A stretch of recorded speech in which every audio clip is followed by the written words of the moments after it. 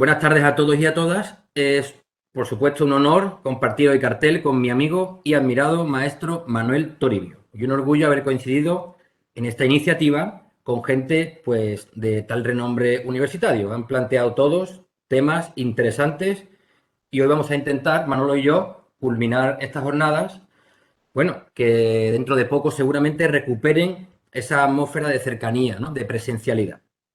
También agradezco, por supuesto, al CEP de Córdoba, que nos da la oportunidad, y a Pepe Moraga y a su persona, sobre todo por su tesón y porque hace un trabajo muchas veces soterrado sobre la formación del profesorado.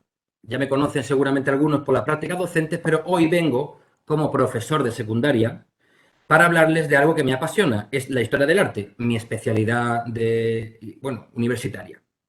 Por otra parte, hablar de pintura, pues siempre es un placer para mí y asomarme a libros que hacía tiempo no visitaba, para siempre, bueno, es una aventura irrepetible. Una ponencia en este caso siempre es una oportunidad bibliográfica, así que conjugo hoy las dos pasiones, el arte y los libros. Cuando a finales de verano Pepe Moraga me contó que andaba organizando su curso anual y me mostró, bueno, así coloquialmente, sus líneas maestras, yo le dije, Pepe, concretamente, estoy leyendo un libro que se llama La poesía del descubrimiento, de José María Garate Córdoba, que eso se hizo en las ediciones en Cultura Hispánica en 1977. Era así, la literatura ha sido mi campo de investigación en los últimos años y me encontraba pues imbuido en las consecuencias las consecuencias literarias de aquella gesta histórica. Y de aquella conversación pues salió precisamente esto que hoy está cuajando en las pantallas. Para que todos nos manejemos con soltura y no queden lagunas, entiendan mi inclinación pedagógica, debemos aclarar los conceptos y etiquetas que se usarán en toda la conferencia. Una vez descartado el concepto influencias, veremos que no existen influencias, ni trasvases, ni inspiraciones desde América hacia Europa. Decidí que este vocablo, con etimología tan sugerente, repercusión, era el idóneo para entender cómo y de qué forma el conocimiento de un nuevo continente pudo cimbrear y espolear la estética de Occidente, de nuestra Europa.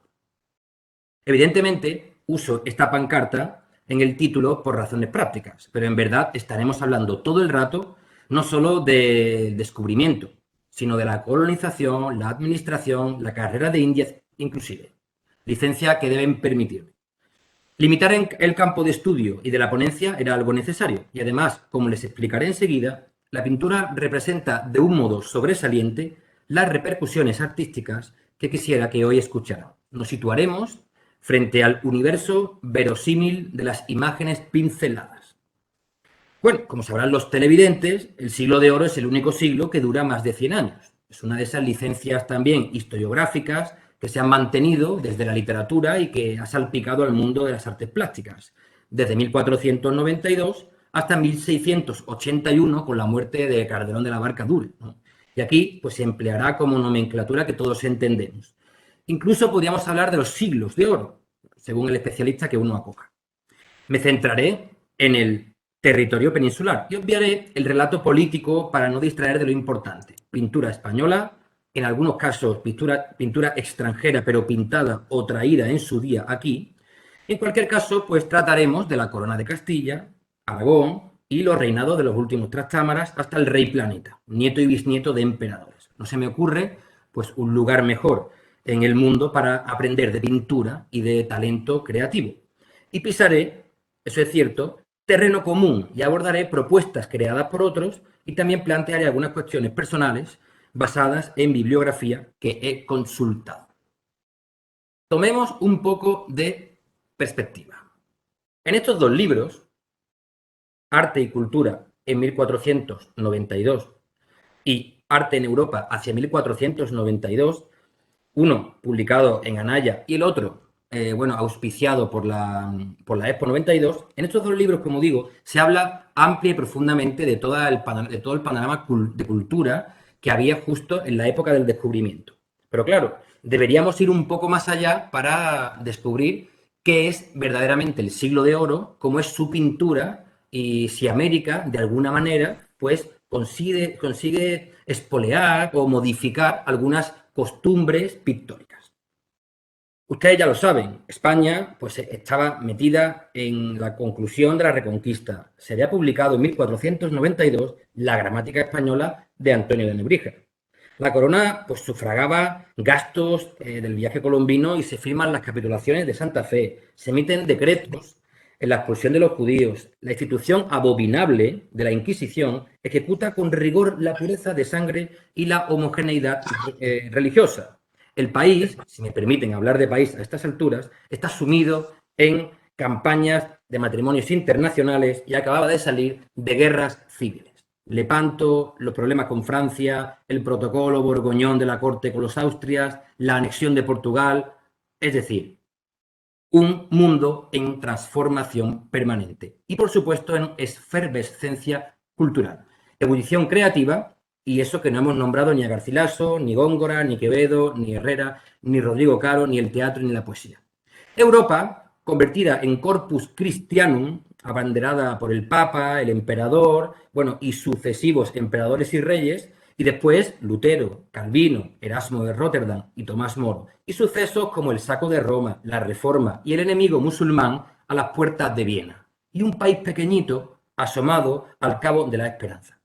Se miraba al pasado, el humanismo, se valoraba lo artístico, nació y vivió Durero, Lucas Cranach, Grunewald, es decir, un mundo expansivo. El universo musulmán no estaba dormido, no solo había nazaríes despistados buscando nuevas tierras, sino que había mamelucos bullíes en Egipto o la Turquía otomana desintegrando Bizancio.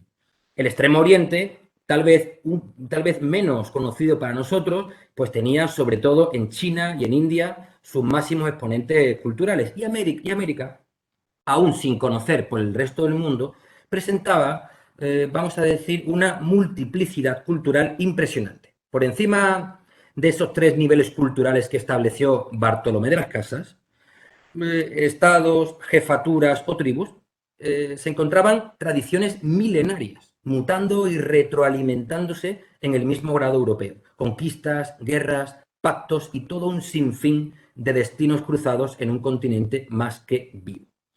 Bueno, he intentado ser breve, a la vez que exhaustivo, y sería un error, esto está claro, imaginarnos una Edad Media plácida, eterna y bucólica, o bueno, incluso siniestra, mientras tres barquitos atraviesan el mar tenebroso y tras un tierra a la vista, pues todo cambia.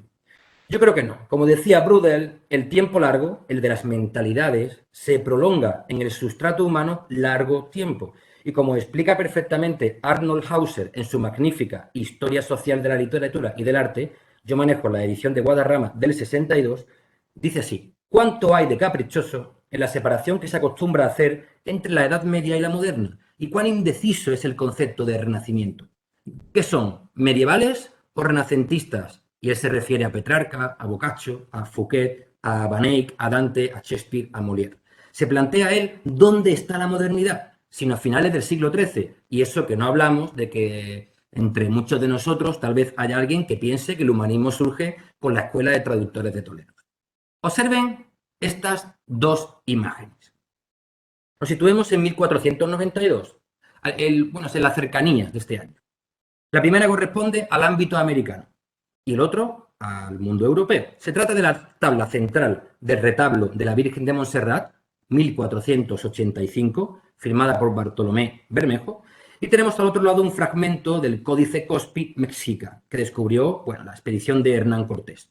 Por un lado, pictografía, escritura icónica, cosmovisión mágica de la realidad, cultos solares, todo un imaginario de dioses y leyendas, frente a los avances pictóricos de la tridimensionalidad, la minuciosidad en el detalle, el tratamiento diagonal de la luz, un grado de dominio pictórico que no cabe duda son diferentes. Ambientes estéticos totalmente contradictorios, pero cada uno en su evolución. En Europa había una influencia clara, la influencia de Flandes y la influencia de Italia. Y el mundo americano, pues, estaba en otras latitudes, no solo cronológicas, sino también estéticas. Por supuesto que había interconexiones entre los territorios conocidos, De hecho, se habla de la conquista de América o el descubrimiento de América como que era lo obvio, lo que tenía que ocurrir. La aculturación y la acción devastadora y aplastante, ¿no? Esto por seguir el dolorido alarido de los fantasmas políticos actuales, de la metrópolis sobre la colonia, pues no deja cabida a otra cosa. Evidentemente, el mundo americano precolombino se cortó, mutó, se entremezcló con la cultura de la metrópoli y evidentemente se fue borrando poco a poco. Pues bien, asomémonos a la pintura del siglo de oro. ¿Tuvo que ver América algo en ese don de la Iberia? ¿Colaboró en la transformación a pesar de esa aparente infranqueabilidad de las tradiciones autóctonas? Digamos una cosa, la pintura es un artilugio, un artefacto cultural. Os voy a explicar eso. El sueño del caballero. Este lienzo de Antonio de Pereda, que fue firmado en 1650. Es un vanitas sobre lo efímero, ¿no? Hay un complejo engranaje moral detrás de esas pinceladas. Lo traigo aquí para que podamos observar cómo y de qué forma la pintura se ha mantenido férrea a sus tradiciones, por cierto, muy medievales, a la misma vez que se ha sentido contemporánea, moderna. Solo hay que leer la primera estrofa de las coplas a la muerte de su padre, de Jorge Manrique, para entender que temas como el destino, la honra, la muerte, siguen latiendo incluso aquí, en las postrimerías del siglo de oro. Un objeto pictórico es un artefacto cultural, pertenece a su mundo y es un mundo que tiene su pasado y vive en el presente. No conviene diseñar juicios parciales porque se pierde la visión de conjunto, lo cual es verdaderamente hoy fácil, ¿no? Con imágenes que se posicionan ante nosotros, pues extrapoladas de su ambiente, de su contexto. Hoy vemos los cuadros en un ambiente totalmente diferente al que fueron hechos. Nosotros hoy estamos metidos en el ciclón del turismo, de lo informativo, es la era de la fotografía, la era del hallazgo.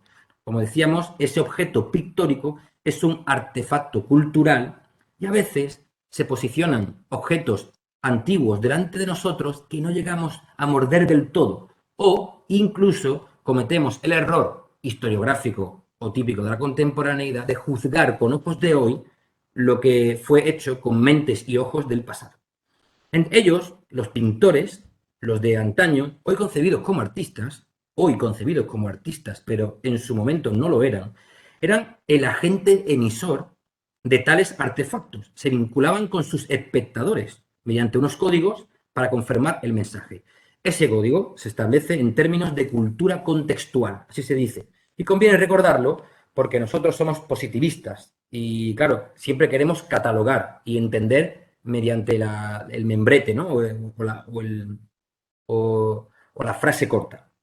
La historia del arte, es cierto, no es solo el resultado de la acción de algunos artesanos en talleres, sino que existe un discurso cultural previo, un sustrato de ideas y que ellos transforman en imágenes.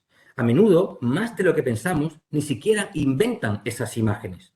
De lo contrario, las amplían, porque estos pintores veían estampas, ilustraciones. Los personajes relevantes, como Zurbarán o Cervantes, por supuesto, fantasearon con ir a América. Conocemos que el primero que vendió obra más allá del Atlántico o el creador del Quijote estuvieron esperando el boleto, pero al final eso no sucedió. Me temo que el universo artístico andaba en otros asuntos y América quedaba un poco al margen de lo que la contrarreforma, lo que la iglesia y lo que el mundo palaciego exigía a esos artesanos, a esos pintores. Observen, por ejemplo, este cuadro, El Príncipe Don Carlos. Óleo sobre lienzo, eso está en la sala 55, en el Museo del Prado. Es el retrato de Don Carlos, príncipe de Austria, ¿no? Heredero del trono español, hijo de Felipe II y de su primera esposa y prima, Manuela de Portugal. La obra fue realizada por el pintor de corte durante el Renacimiento español, Sánchez Coelho. Es un ejercicio retratístico con una clara pretensión política, es decir, responde al contexto imperial y al problema sucesorio planteado por este ser humano que después se convertirá en una de las anomalías políticas, ¿no? O incluso psicológicas. O este otro cuadro, o esta otra imagen, el auto de fe presidido por Santo Domingo de Guzmán. Aquí hay una serie de debates, no sabemos si está terminado en el 93 o en 1499, el caso que es un óleo sobre tabla y que en la misma web del Prado se dice así: desde una tribuna con dosel dorado preside el santo, entre 6 jueces, uno de ellos es dominico, otro porta el estandarte de la Inquisición, con la cruz florenzada. Les acompañan hasta 12 inquisidores. A la izquierda, en otra tribuna, los condenados. Otro con San Benito y coraza es exhortado por un fraile. A la derecha, 2 reos desnudos en el quemadero, 2 al pie con San Benito y coraza y letreros condenado herético, soldados y otras personas. Bueno, comprobarán que la ocasión pictórica se dedica en este caso a vanagloriar la Inquisición que desde 1481 en Sevilla pues había estado haciendo de las suyas. El arte al servicio de un lado de la religión, por lo que esto mismo, el arte al servicio de su época. 4 figuras sobre un escalón.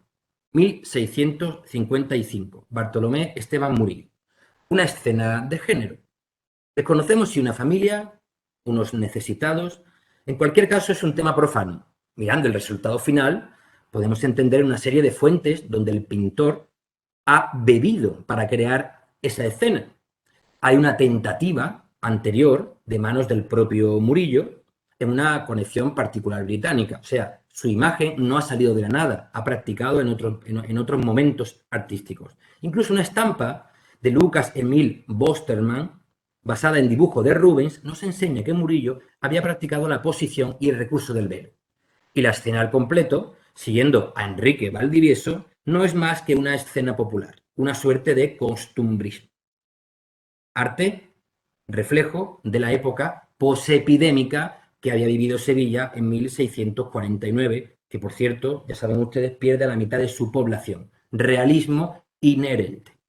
En esta línea del tiempo ven las 4 obras que les he presentado para explicarles que un artefacto pictórico es el resultado de lo que la sociedad exige a estos artesanos o llamados también pintores. Pero hay mucho más. Tenemos también pintura maravillosa de batallas, que es otro lado político, pintura de devoción mariana. También tenemos el magnífico, como diría Todorov, el elogio del individuo, el retrato manierista o renacentista, incluso, bueno, pues los lados más burlones y satíricos, ¿verdad? Todo eso sucede, hasta la mitología, que en España estuvo en algún momento por algunos autores han decidido que la mitología no es importante en la pintura española y no lo es así, y no es cierto, solo hay que darse un paseo por el Prado. ¿Y por qué la pintura? ¿Por qué voy a estudiar la pintura del siglo de oro o de estos siglos de oro? ¿Qué justifica que estudiemos esta pintura en la época del descubrimiento? Tomemos unas palabras de Julián Bell en su obra ¿Qué es la pintura? Dice así: la pintura es imaginación. La imaginación significa reorganizar imágenes dadas. Las dadas por el tiempo que las patrocinó. Bueno, también, no obstante, hay que decir que la pintura o la historia del arte no es solamente la historia de la imagen, imágenes que el contexto emite, tampoco podemos caer en ese maniqueísmo, ¿no? No hay ningún margen de libertad en los autores, en los artistas. La época exige, pero el talento también es importante. Tiremos del hilo de la sutileza, lo van a entender mejor. El humanismo, la estética renacentista y ese mundo que después vino llamado Contrarreforma y Barroco, había organizado la cultura de tal forma que había 2 pretensiones para el mundo del arte, para la pintura. Voy a intentar ser lo más esquemático posible. 2 asuntos fundamentales tenemos que sacar del cometido de una obra de arte, de una obra pictórica. Esa es la primera. Una obra de arte, una pintura, debe dar una narración religioso-social. Observen el retablo de la Santa Cena de Pablo de Céspedes. Ustedes lo conocen bien porque se concluye en 1595 y está en el lado sur de la capilla de San Pedro Mártir, en nuestra mezquita catedral de Córdoba. Manierismo. Se basa en tradiciones, en clichés. Hay ciertas renovaciones en la escena, pero la gran preponderancia del mensaje no cabe duda.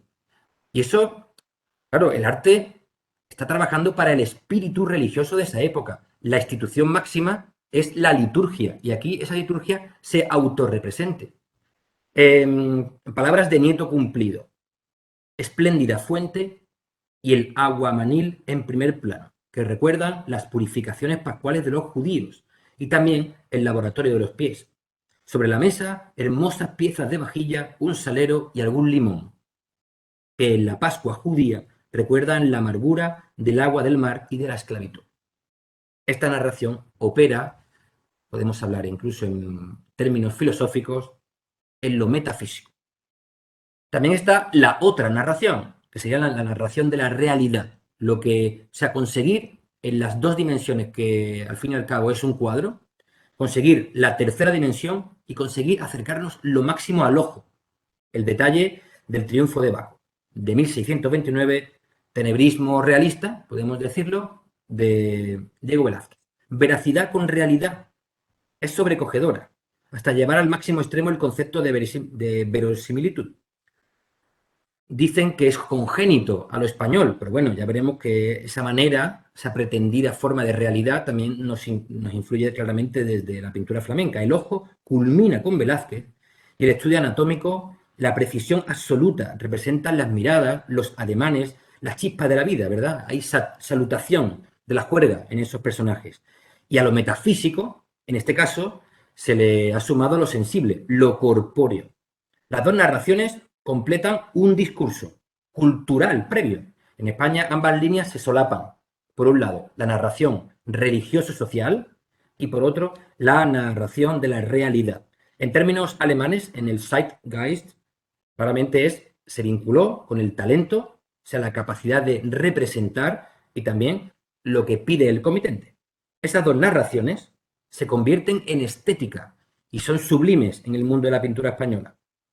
Por observar otro pintor, otro artista que no es de sangre española. El paso de la laguna Estigia, en este caso de Joaquim Patinir, se pinta en 1520. Es un autor flamenco que nutre las colecciones reales de Felipe II. La dualidad cristiana de Erasmo de Rotterdam, ya saben, la vida es el escenario de las colisiones del bien y del mal, seguro que lo han notado, también hay simbiosis entre la religión cristiana y la mitología clásica. Es conocido Joaquim Patinir como el primer pintor especialista en paisajes, pero mirando el pozo cultural y el aire de época, vemos, hay una escena religiosa cristiana y también conviviendo de manera híbrida con una escena mitológica, o sea, profano y religioso. Y ese es el mundo que había en Europa, lo que circulaba en la cultura cuando las tres carabelas, ya lo dije anteriormente, atravesaron ese mar y llegaron a América. Julián Gallego, en Visión y símbolos de la pintura española, dice así: el aparente realismo de la pintura española del siglo de oro no es, en la mayor parte de los casos, sino la clave de un idealismo trascendente. Había una serie de códigos que lo entendían los personajes de la época y, evidentemente, América no estaba dentro de esa codificación. Pero bueno, si la respuesta está clara de antemano y no hubo influencias, y si las repercusiones del descubrimiento pues no sobrepasan del mundo comercial o económico, ¿para qué una conferencia sobre repercusiones artísticas? ¿Cómo empleamos los 35 minutos que nos quedan? Precisamente para demostrar que no y para explicar en qué sentido las repercusiones completan esas narrativas establecidas de Occidente. Más que ninguna otra ciudad en Europa, Sevilla nos servirá para comprender el por qué no hubo influencias. Bueno, conocen Puerto y Puerta de India. En toda la ponencia pues será y ejercerá como representatividad Sevilla. Aunque no se me olvida que hay una mayoría de cordobeses, así que citaré a la ciudad de los califas a menudo y pondré algunos ejemplos. Se trata, como digo, Sevilla, de una de esas ciudades magníficas y que en el siglo XVI y gran parte del XVII se vincula al paraíso. La Nueva Roma, siguiendo el título del esplendoroso libro de Vicente Geo Cañal, tristemente desaparecido. Nicolás de Poppeiolo, noble polaco de paso por allí, escribió: el ambiente de la coyuntura alcista se respiraba por doquier, galanas las mujeres, aderezadas las casas, espléndidas las mesas. Sevilla estaba sostenida por su río, por su comercio y, cómo no, por América. De espíritu abierto, de carácter humanista, importado, Sevilla había creado 3 instituciones para todo este mundo del comercio americano. Por un lado, la Casa de la Contratación, por otro lado, en la Universidad de Mareantes y el compendio Lonja Puerto. El empaque megalómano y cosmopolita que había en Sevilla se expresan sus datos. En 1561 se apuntan 35 flamencos y 22 alemanes. Y fíjense cómo sería su ascenso social, que en solo 45 años estos personajes conciertan con el Colegio de Santo Tomás la construcción de una capilla y una cripta, justo enfrente de la catedral. La zona de las atarazanas eran controlada por ellos y allí se hacían los mástiles para la carrera de Indias. Observen estas 2 imágenes. La Virgen del Buen Aire y la Virgen de los Navegantes. La primera, originalmente, estaba en la desaparecida Casa de Mareantes de Sevilla. Hoy está en el Palacio de San Telmo. Bueno, era la última ocasión de pedir a la Virgen un buen trasiego, tanto que esta Virgen del Buen Aire la tuvo en su pensamiento Pedro de Mendoza cuando en 1536 exploró el Río de la Plata y usó el título de Buenos Aires. O la Virgen de los Navegantes. Esta obra no voy a tratarla porque sé que la tratará enseguida Manolo Toribio, pero como pueden ver es seguramente la primera plasmación y en imagen del rostro de Cristóbal Colón. Y hay muchas más. Déjenme que les comente que en el convento de Nuestra Señora de Consolación en Utrera hay una de las imágenes marianas que tuvo más afamado apadrinaje de los barcos que cruzaban los mares. Pero bueno, afecta América a toda la iconografía artística, ese mundo del mar, esa vinculación marinera de las vírgenes y de los cristos está muy presente. Los aspectos filosóficos, sin duda, que estaban muy vinculados a los aspectos teológicos, estaban presentes en Sevilla. De hecho, el nivel intelectual que poseía el cabildo catedralicio sevillano y los sacerdotes de la catedral era sobresaliente, eran leídos, estaban ávidos de nuevas novedades, incluso escudriñaban en el mundo de los libros ocultos para intentar tener amistades más profanas con la cultura de la ciudad. Se desvalijan verdades inmutables, hay conceptos filosóficos que se quedan atrás debido a ese descubrimiento de América. Pero claro, yo voy a intentar centrarme en 2, sobre todo para intentar desmontar cierto discurso que suele soltarse con ligereza y de manera superflua. Por ejemplo, habrán escuchado muchas veces que el interés por el paisaje está íntimamente relacionado con el descubrimiento de América. O también habrán escuchado la concepción de esfericidad de nuestro mundo se instaura en Europa justo cuando Colón llega a las Antillas. Pues me parece que no precisamente, porque desde Filippo Brunelleschi, Piero de la Francesca o como pueden ver en Alberto Durero, el paisaje ya venía estudiándose y de ahí esos avances en representación de la perspectiva. Y hemos visto el caso de Patinir, que está pintando todavía en un mundo tardo medieval. O en este friso, es una decoración frontal de un arcón, las 7 artes liberales de Giovanni dal Ponte. Y observen, justo en el centro aparece aparece la gramática, la dialéctica, las 7 artes liberales. Y en el centro aparece la esfera. Entonces, la esfera ya estaba en el candelero, estaba en la cultura. ¿Cómo era el mundo del siglo de oro del pintor, del pincel? Nos acercamos todavía un poco más a ese mundo de los talleres, dejando atrás esa utopía renacentista. Vamos a hacerlo de la siguiente forma. Seguiré este esquema que nos servirá para ir metiéndole poco a poco el diente a cómo se iba conformando la imagen del pintor y las imágenes que el pintor reproducía en los lienzos. Sobre todo nos centraremos en el mundo de la pintura del lienzo. ¿Cómo es el ambiente cultural? El ambiente cultural de Sevilla y, por supuesto, como he dicho anteriormente, daremos algunos datos cordobeses. Bueno, el ambiente cultural está claro, se trata de un ambiente expansivo, expansivo. Sevilla, incluso Córdoba, en el materia textil, eso ya lo saben vosotros, lo saben ustedes muy bien, había un avance económico importante. Con respecto a los pintores, bueno, en Sevilla había más de 100 maestros de taller y había desde 1480 una serie de problemas que se venían arrastrando, sobre todo problemas de competitividad, ¿no? Y de falta de maestría.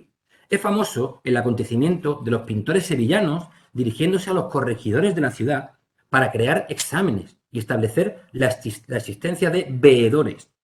Las consecuencias debieron ser inmediatas, porque en ese mismo año una treintena de pintores protestan por el cierre de sus tiendas. El caso de Córdoba parece similar.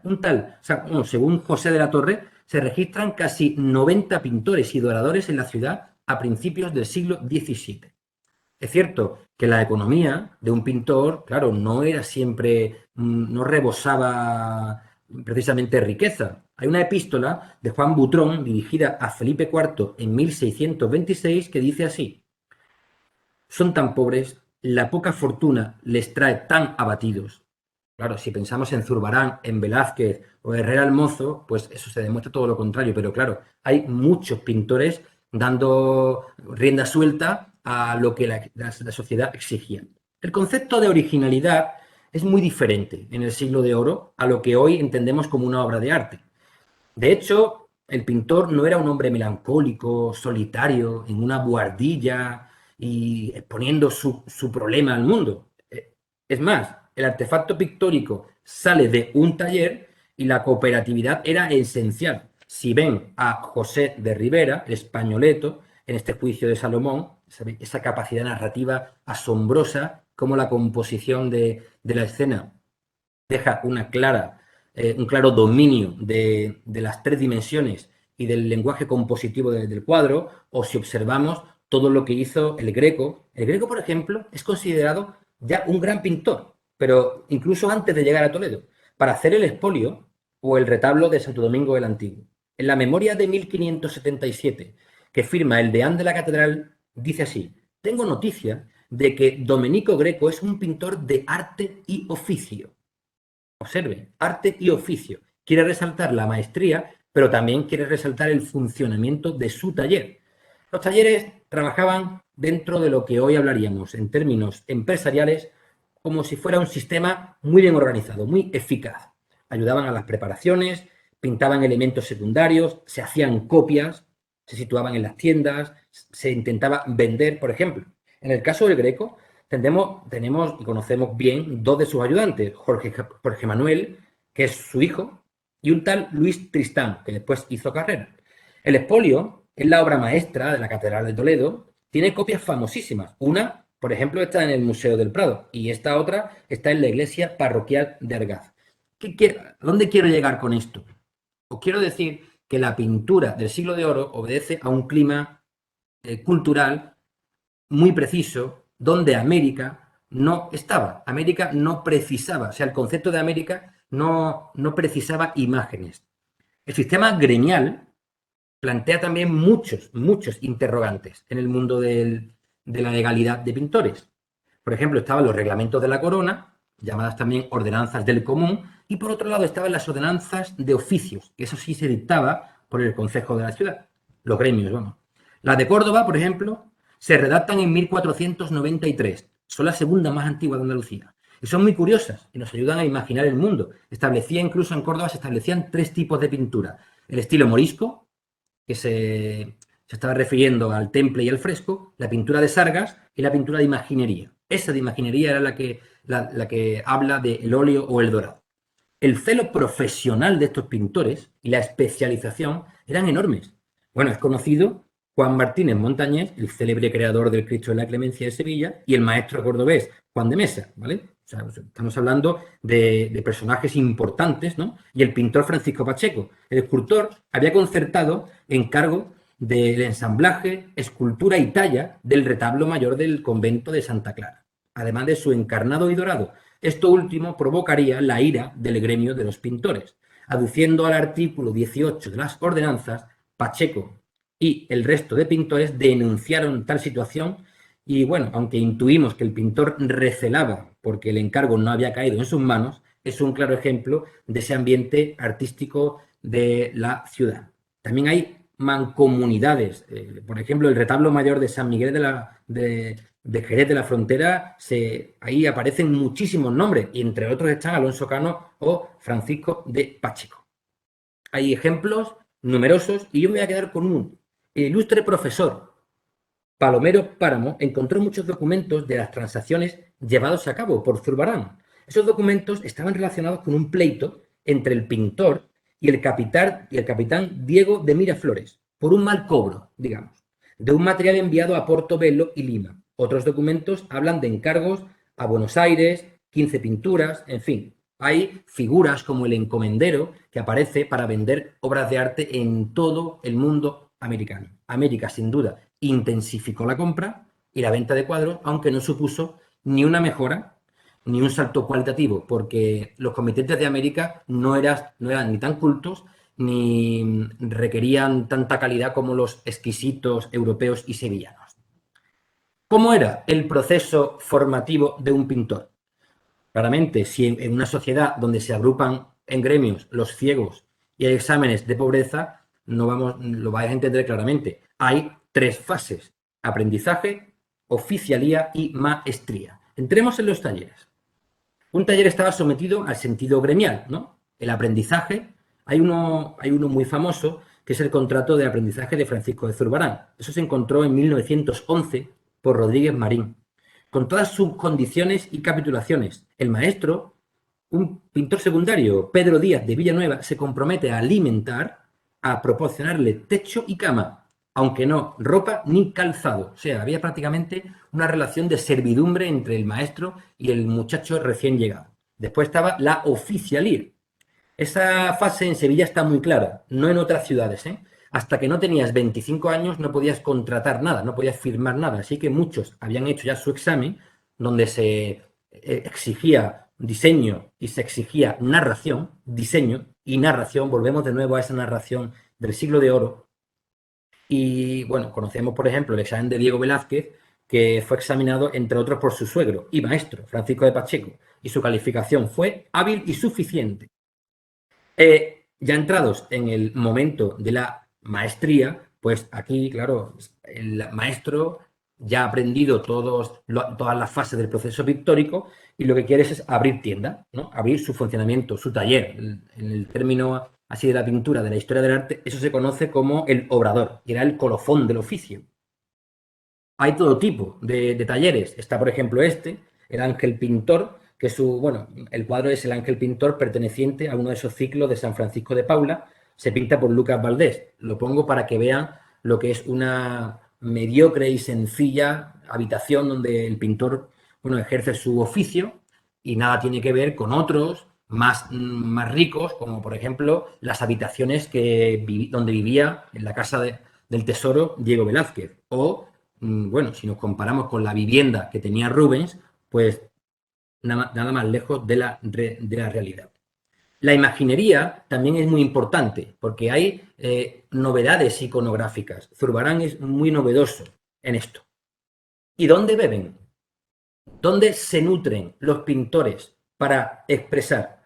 Palomino, el tratadista del siglo XVIII, dice así, hablando del maestro Alonso Cano: no era melindroso nuestro Cano en valerse de estampillas más inútiles, aunque fueran de unas coplas, porque quitando o añadiendo de aquí y de allá, formaba conceptos maravillosos.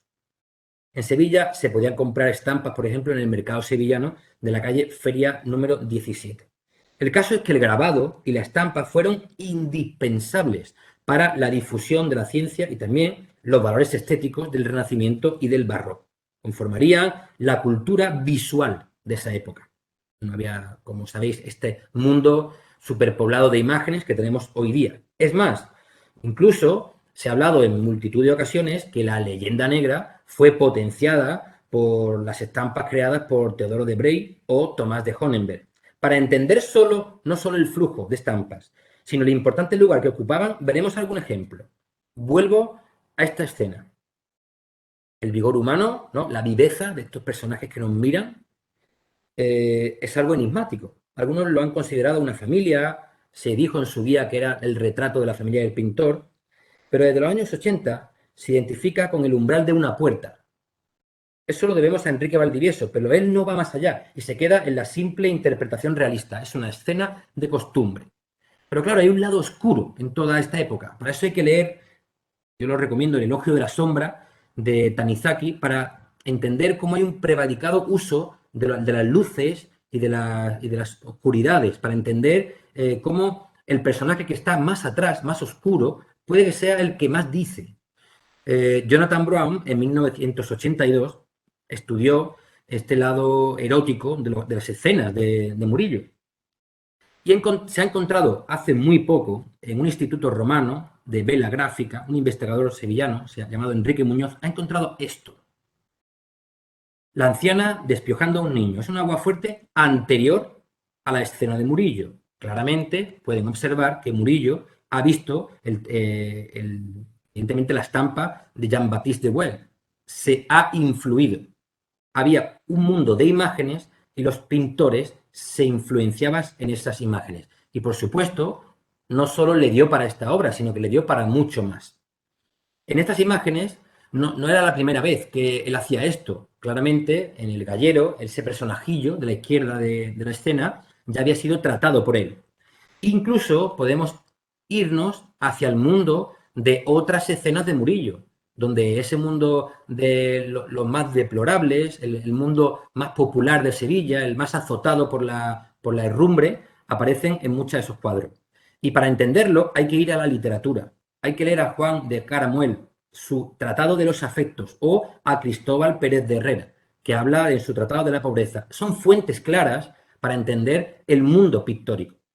Hay una narrativa profunda y no podemos olvidar la peste que azotó a Sevilla en 1649. Eso se llama proceso de inculcación. De todas formas, esto lo dejaré para la conclusión final. Sobre la expansión de estampas, no nos quedemos ahí solamente. Observen varias imágenes de Durero, cómo había ido creando sus grabados y cómo estos grabados de Durero llegaron a influir a todo un mundo de pintores. Fíjense a Marinus, que en este libro de horas claramente está hablando de un grabado anterior de Durero. Observen cómo grabados del maestro alemán claramente son interpretados y muchas veces de manera literal al mundo de la pintura. O, por hablar de un ejemplo español, Juan de Flandes fue influenciado muchísimo por todos esos grabados, estas estampas que venían del norte. Tienen que ver, por ejemplo, la extensión que tienen claramente su bagaje anterior en la litografía. Pues bien, ahora veremos la literatura artística. Hay muchas más, pero vamos a quedarnos con 3 tratados. El diálogo de la pintura, de Vicente Carducho, El arte de la pintura, de Francisco Pacheco, y El museo pictórico y escala óptica, de Antonio Palomino. Son literatura fundamental, dura, ardua, exigente, pero existe.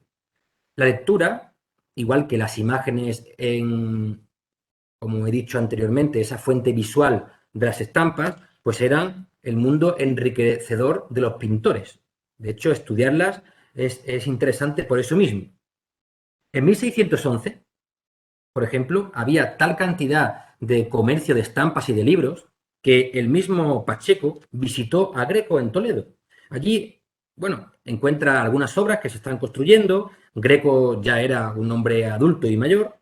El caso emblemático, ¿no? Habla de su biblioteca y habla también de cómo se organizaban una serie de modelos de arcilla y estampas en una serie de muebles. Después está el famoso caso de la biblioteca de Velázquez, ¿no? Una temática impresionante de tratados religiosos, artísticos, matemáticas, historia, medicina, geometría, astronomía. Hay discursos apologéticos, teatro, poesía, de todo. El ejemplo de Velázquez, bueno, lo podemos ver claramente aquí, en su Cristo después de la flagelación y el alma cristiana. Claramente, Velázquez, eso lo sabemos, ha tenido que leer a Santa Brígida en sus celestiales revelaciones y a Lucas de Soria para entender cómo estaba realizado, cómo estaba la iconografía, las posiciones del personaje, las herramientas de martirio. Estaba claramente, había leído para después expresar Si no, pues claramente Velázquez, el mundo del pintor de oro, se quedaría de otra forma. Y también está la literatura, pues, más popular. Digamos que hay una serie de influencias claras de la literatura hacia el arte, pero ¿y desde América hacia la literatura? ¿Existe? Bueno, hasta 1604, no firma Lope de Vega la famosa comedia del Nuevo Mundo descubierto por Colón. Antes de eso hay algunas tentativas. Mm, Yo creo que sí, que Colón es el primer poeta. Solo hay que darle un vistazo, ¿no?, a su diario de a bordo. Está después Fray Ambrosio de Montesinos y Francisco de Herrera, pues le hace un soneto a Felipe II en 1582, pero tarda muchísimo. De esta tardanza, ¿no?, de esta despegarse de lo momentáneo, nos habla Menéndez y Pelayo. Dice: no son los asuntos más fértiles para el arte lo que en la historia resultan más destacados y atractivos. Ni en la lírica, ni en el teatro, ni en la epopeya se ha logrado la glorificación del descubrimiento. Ni siquiera eso se hace ya en el siglo XVIII y XIX. Los habitantes del siglo de oro no glorificaron aquello, por lo menos no tenemos residuos artísticos para entenderlo. Benito Navarrete, ya desde el 2009, este autor es muy interesante, emite un juicio interpretativo, por ejemplo, sobre esta escena, y vuelvo a ella porque aquí Peter Cherry, en su Murillo narrador, ha hablado de una clara conexión entre esta escena y la lectura de la Celestina. Esto llevaría para una ponencia de otro rato largo y, bueno, solamente lo dejo ahí para entender que tratados como el de León Pinelo, que habla del velo, del engaño y todas estas cosas, están en el candelero. También siempre se ha hablado cuál es la primera imagen, cuál es el primer aporte literario del descubrimiento de América. Hay una carta de Cristóbal Colón que está dirigida a Luis de Santángel. La carta fue publicada en abril de 1493, justo al regreso del primer viaje. Se convirtió en uno de los primeros bestsellers de Europa. Al menos 11 ediciones se publicaron. Y esta es la primera imagen de un indígena que tenemos constancia, 1493. A la izquierda les he puesto la primera edición visual, o sea, en imagen de esa carta, y a la derecha aparece ya la segunda edición. Normalmente la segunda edición ya, pues el rey Fernando dijo: oye, yo quiero aparecer en esa imagen y no me pongas solo a Colón, que ahí la monarquía no aparece. Los libros de emblemas, esas descripciones de India, se hicieron muchas cosas, pero bueno, lo dejamos para otra ocasión y que entiendan que los emblemas, que eran como una serie de... Se habla de empresas, jeroglíficos, eran acertijos y también estaban muy en el candelero del mundo del siglo de oro. Vamos ya completando el círculo para entender el siglo de oro español. ¿Qué dicta la sociedad? El comitente principal era la Iglesia. En Sevilla se contabilizaban tras la peste 85 edificios, parroquias, iglesias, conventos y monasterios, además del cabildo catedralicio, sin contar hospitales, colegios y cofradías. Rodrigo Caro, el insigne habitante de Utrera, pondera en 1634 que hay hasta 37 templos dedicados a la Virgen y 500 altares.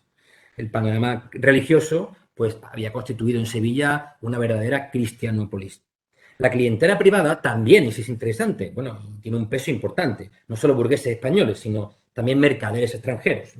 La pintura de género de Murillo Velázquez, pues tenía ese sentido profano. Ahí tienen la capilla funeraria de la Purificación de Sevilla. Vamos a ver esos dos retratos, el retrato de don Diego y de don Alonso Caballero, y por otro lado el de doña Leonor, doña Mencía de Cabrera y sus hijas.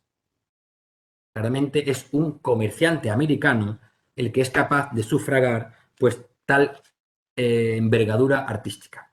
En resumen, los encargos religiosos, sobre todo para la catedral, para los conventos y algunas hermandades, y lo profano también para el culto privado, que también a veces exigía pues un culto también más para la casa, ¿no? Algo privado, como digo. La dignificación del oficio era fundamental. El viaje desde lo artesanal a lo liberal ha sido estudiado, por ejemplo, por Julián Gallego, en El pintor de artesano artista, un libro muy recomendable, maravilloso. Y esta nueva manera del artesano sucede a finales del siglo XVI, no antes. O sea, se potencia esa aurea artística más intelectual en los tratados.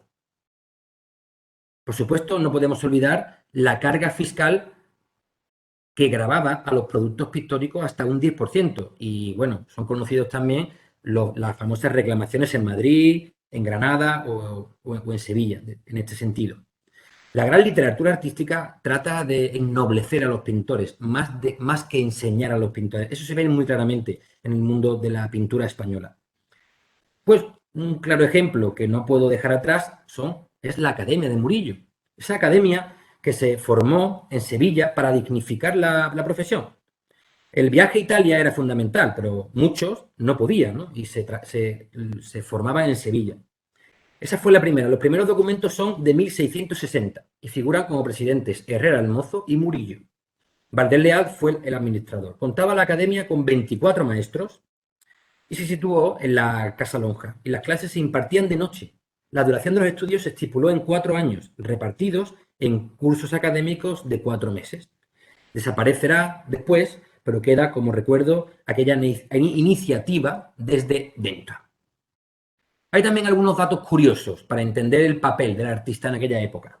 Greco, por ejemplo, Greco planteaba batalla legal prácticamente en todos sus encargos. Es conocido el desacuerdo con el pago hacia el Cabildo de Toledo cuando ya expuso y presentó su expolio. Bartolomé Bermejo es famoso por sus continuos retrasos en sus encargos. La limpieza de sangre, hay que tener cuidado con esto, era habitual. Ustedes lo saben bien, la mayoría son historiadores. Tenemos noticias muy claras sobre varios artistas que tuvieron problemas por este asunto y algunos llegaron incluso a la hoguera. Sin ir más lejos, Carlos de Brujas, un luterano vidriero que fue quemado en Sevilla en 1559. Un año antes, Pompeo Leoni fue sometido a un auto de fe por cosas luteranas y estuvo un año en clausura. En Valladolid, en 1567, fue encarcelado Juan de Juni. Un año después, Simón Pereins, un artista flamenco, y Pedro de Campaña huyó por peligro inminente a su Flandes natal. Incluso Pietro Torrillano, en 1528, estuvo en la cárcel. O sea, y hablando de cárcel, no podemos olvidar que no solo estuvo encarcelado en Sevilla Cervantes, sino también Murillo. Y lo comento porque está muy en contacto con América. Recientemente se ha descubierto que el motivo de ese encarcelamiento está relacionado con el comercio de Indias. Tradicionalmente se ha dicho que en 1655, tras no sufragar unas deudas contraídas con el Cabildo, pues debe entrar en la cárcel. Pero el documento, que ha sido encontrado por José Manuel Cruz Valdominos, lo ha cambiado todo. Un tal caballero de Alcántara, Victores de la Portilla, había prestado 11.000 maravedises al pintor, Murillo, para invertir en un negocio mercantil. Y por ese negocio sale mal. Murillo entra en la cárcel por ser un testaferro. Al menos eso se plantea desde este autor. O se había convertido en un prestamista, uno de dos. Queda claro que el pintor se debe a su época y que en esa época, poco a poco, América va entrando, no desde una influencia estética, pero sí en el ambiente de toda la ciudad, de Sevilla, extrapolable, por supuesto, a otras ciudades andaluzas. Bueno, y ahora llega el proceso creativo y aquí sí vamos a conseguir encontrar cosas muy curiosas y os van a llamar la atención. En primer lugar, vamos a ver con este esquema, nos va a presentar todo el proceso creativo de una obra de arte, de una pintura de óleo sobre lienzo. Primero aparece el bastidor, ¿no? Soporta el lienzo en su tensión y es de madera. Igual que los entalladores, los soldadores o los ensambladores eran oficios artesanales. Tenemos poca información, pero hay que saber que la madera que se solía usar era el roble, el nogar y el castaño. Y poco a poco se fue metiendo en el mercado el cedro americano, tanto que llegó a ocupar un lugar importante y está presente en muchas de las obras que hoy se restauran. Los recursos forestales ibéricos, primero, se habían quedado insuficientes para la carrera de Indias y los continuos conflictos en el Mediterráneo. Y así el cedro americano y también el borne de Flandes empieza a utilizarse y cada vez con más demanda. Después está el soporte. Nos centraremos en lo que tradicionalmente se conoce como el lienzo, ¿no? Es un tejido con fibras y los hay de 4 formas. Está el tafetán, sería el más asequible y corriente, con hilos que se entrecruzan perpendicularmente. Las sargas, menos corrientes, que hacen una inclinación en 45 grados. Y la espiguilla o espina de pez, que hace ese dibujito, ¿verdad? El mantelillo, ya desde las sargas, la espiguilla y sobre todo este mantelillo, se usaba en Venecia y era muy apropiado para la pincelada densa y fresca, muy rápida, cogía mucho mejor. Y además, el mantelillo era muy importante para las grandes composiciones, porque ya se hacían. Tengan en cuenta que el pintor no podía ir a una tienda de pintores a comprar, deme usted un lienzo de 24 por tantos o de 120 por 2, no hay. Había que reutilizar otros elementos y convertirlos. De hecho, en América se utilizaban los restos de fardos como materia de soporte de la pintura. Evidentemente, sobre esto después se hacía una serie de tratamientos, la imprimación, y había también fibras. Las más usadas para estos entrazados, estos entramados, pues el lino, el algodón y el cáñamo. El yute llega mucho después. Esto es un corte transversal para que veáis cómo aparece el lienzo original, el adhesivo que hacen los restauradores para fijar la obra y cómo poco a poco hasta el barniz final o a los distintos y sucesivos barnices es lo que actualmente se encuentra en el laboratorio. Hay una obra muy clara, que es esta, la alegoría de la primavera de Murillo. Xavier Bray defiende que en esa manta, en esas telas, hay una clara influencia de la técnica indígena, aunque Rocío Bruquetas opina que no, que la elección de ese tejido solamente ha sido por el tamaño. Y el pigmento, aquí sí que hay una revolución con nombre americano, porque a partir de 1520 vamos a comprobar cómo el mundo de los colores cambia en el tejido europeo y también en la pintura. Tengo que nombrar, por supuesto, a Rocío Bruquetas y su libro Técnicas y materiales de la pintura española en los siglos de oro. Y tengo que nombrar con especial énfasis a Maite Jover de Celis, Laura Alba, María Barra o Lola Gallo.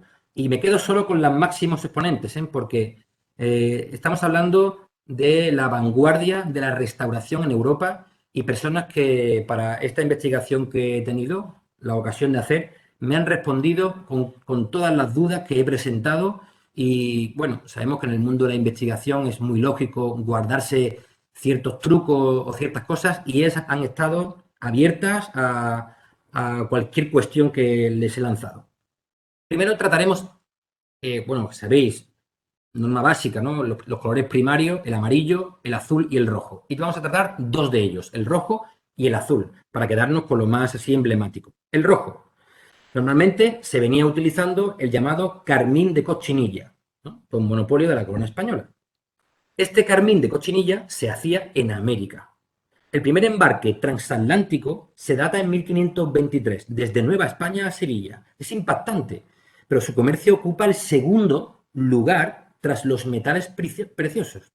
Y lo es no porque la pintura exigiera tanto, sino porque el color rojo iba a empezar a estar presente en todos los tejidos europeos. Los pintores, de hecho, compraban los residuos de la pigmentación textil. Los pintores no pintaban un frasquito de pintura, de pigmento. Ellos compraban las tundiduras y de ahí se extraía, mediante una serie de procedimientos, la pintura. No sé si son conscientes, pero la grana cochinilla se extrae de un animal. Es un pigmento orgánico y se llama el Dactylopius coccus. Esos animales eran secados, triturados, disueltos en solución alcalina y de allí pues se le añadía evidentemente algo de alumbre, polvo para fijar y se hacía el pigmento. La cochinilla en cualquier caso cambió, tanto que vemos obras donde el pigmento americano está presente. A partir de ahora seguramente cuando observen la Virgen de la Leche o cuando vean la coronación de la Virgen de Velázquez, incluso cuando vayan la próxima vez al museo y encuentren los brochazos rojos de Velázquez sobre las meninas, habrán estado delante de pigmento americano. Y sobre el azul. Bueno, el azul tenemos que decirnos que también algo americano nos influye. Se venían utilizando esmaltes azules de ultramar, ¿no? Que venían de Venecia, de Amberes, y a partir de los primeros viajes empieza a nombrarse en los tratados un llamado azul Sevilla, Se llama Azul Sevilla porque Sevilla tenía el monopolio, pero en realidad ese azul venía de las minas de azurita que ya Colón en su segundo viaje vio en Santo Domingo. Raro era el navío proveniente de la Española que no contase con su cargamento de azul en piedra o en polvo. Y era un azul caro, ¿eh? Era un azul muy caro. Después, desde México y Nicaragua, se utilizó otro azul, que era un azul llamado añil. Y ese añil, pues, claramente era el índigo. Ese índigo es una planta, ¿vale? Y también se llama azul de ultramar. Así que hay mucha terminología. Para ir finalizando, ahí tienen ese color azul maravilloso de las Madonnas a la española de nuestro Murillo. ¿Y los motivos? ¿Hay motivos americanos más allá de esa primera representación indígena? Pues solamente en el Museo del Prado tenemos más de 40 obras donde los avances científicos generados y relacionados con la época del descubrimiento están presentes. Observen en esta obra, creada por Pablo Rubens y Jan Bruegel el Viejo. La serie de los sentidos, la vista. Ahí tienen. La ballestilla, conocido también como el bastón de Jacob, que permitía, bueno, determinar la latitud y era fundamental para navegar, o el telescopio de Kepler y Scheiner. Estamos hablando de obras del siglo de oro. Evidentemente, la cartografía era fundamental en Holanda. Observen, miren y vean, aprecien cómo en los fondos de Vermeer siempre aparecen mapas. En 1502, el pintor portugués Vasco Fernández, en su Adoración de los Magos, presenta a los tres reyes. Y uno de ellos ya no es Baltasar, sino que uno de ellos es indígena. Es más, es un Tupinamba emplumado de Brasil. El Orbis Terrarum clásico, Asia, Europa y África, y esa iconografía de los tres reyes magos se modifica gracias al descubrimiento de América. Una de las primeras veces que se representa el pavo americano es aquí, en los bodegones de Peter Boyle, o la calabaza, que también aparece en la Villa Farnesia, en los libros de horas, y ahí lo tenemos en Arcimboldo. O la alegoría de la tierra de Martín de Vos, donde aparecen también especies, no podemos irnos muy lejos, el chocolate, que aparece en los bodegones de Zurbarán, o en otro de Antonio de Pereda. Incluso el pimiento seco, también llamado chile, seguramente habrán comprobado y distinguirán ese fragmento que es el famoso cuadro de Velázquez en su etapa sevillana. Incluso en la sombra más famosa de la pintura sevillana del 17, justo debajo de esa sombra de cuchillo, aparecen también dos pimientos secos. América entró en el mundo de la pintura europea. Voy terminando. Sobre el Bosco y su Jardín de las Delicias también se han hablado muchas cosas. Luis Tejero González se ocupa de este asunto hace un tiempo. Es cierto que algunas veces, bueno, incurren ocurrencias. Bueno, digamos que como la ocasión lo permite y he citado la fuente, les muestro varios asuntos que está seguro de ver. El Mundus Novus de Américo Vespuccio o los viajes de Sir John Mandeville, obras del siglo XIV y XV, influyen claramente y directamente sobre la pintura de El Bosco. Y el B comprueba que, por ejemplo, la teoría de las antípodas, la iconografía de la inversión, en esa montaña repleta de minerales, o en la planta de enredadera con frutos alrededor del drago, pues ahí claramente este autor pues observa la influencia del descubrimiento de América, no solo del descubrimiento, sino de la literatura que se produjo después del descubrimiento. Es cierto, por otra parte, que la única ocasión donde el Bosco pinta a personajes al revés es aquí. Pero claro, encontrar una sintonía entre el concepto de antípoda y poner unos tipos boca abajo me parece demasiado atrevido. Pero bueno, en cualquier caso, una pintura del lenguaje, parábolas y refranes. Y el estilo. ¿Dónde está el estilo? Empezamos por estas dos obras al principio de la ponencia y ahora tenemos que decir que esto es lo que ha ocurrido al final del siglo XVII. Por un lado, una pintura que se ha aculturado y por otro lado, una pintura que está en su máximo exponente. Saben perfectamente que en este mundo de ida y vuelta, pues hay cosas que van y otras cosas que vuelven.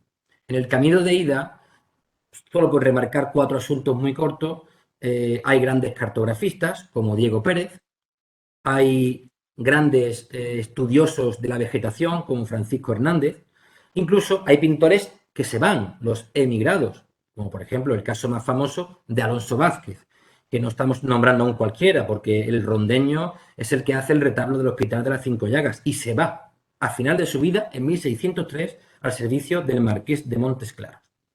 Y claro, en el mundo que vuelve, pues hay que ver solamente las palabras que escribió Alberto Durero en 1520, cuando pudo comprobar el tesoro que había mandado Hernán Cortés. Y dice así: visto allí maravillas del arte y me ha sorprendido del sutil ingenio de esas gentes de tierras tan lejanas, y no sé cómo explicar lo que he experimentado al verlas. Gunder Frank entiende que el 87% del metal global en el mundo, entre 1500 y 1800, provenía de allí. Y claro, hay custodias, por ejemplo, la custodia de Sevilla, realizada por Enrique de Arfe, y la custodia de Córdoba, por su nieto, con Juan de Arfe, que claramente se hacen con plata americana. ¿Y Córdoba? ¿Qué queda de América en Córdoba? Yo les voy a recomendar 4 lecturas, porque evidentemente se nos va el tiempo. Córdoba en el descubrimiento, Andalucía y América, ambas obras pues también patrocinadas por la época de 1992 por la Expo. Es un artículo muy interesante en el número 104 de Estudios Americanos que escribe Ortiz Juárez, y una iniciativa muy interesante de Manuel Rivera y Mercedes Osuna, un itinerario turístico con América al fondo, y eso nos sirve muy bien a los docentes. Y claro, no podemos olvidar que la Virgen de Guadalupe, que actualmente está en la Catedral de Córdoba, y el crucificado del altar del punto, que no es otra cosa que un crucificado hecho con la técnica del maíz. Y para finalizar, y ahora sí, me queda un minuto y termino, me gustaría hacer 3 conclusiones. Primero, el impacto del descubrimiento en España y en América no tiene caliz estético, no tiene. Hay una modificación de rutas comerciales, aparecen nuevos productos, pero no hay una influencia, no hay un trasvase. De hecho, no hay ni siquiera ningún pintor indígena de calado en España, inmigrado. ¿Y eso por qué? Pues está claro, es por el peso apabullante de la tradición y de las influencias italianas y flamencas. Era imposible. Sucedió lo que ha sucedido, lo que seguirá sucediendo. La nación poderosa engulle al pez pequeño y el pez pequeño se acultura.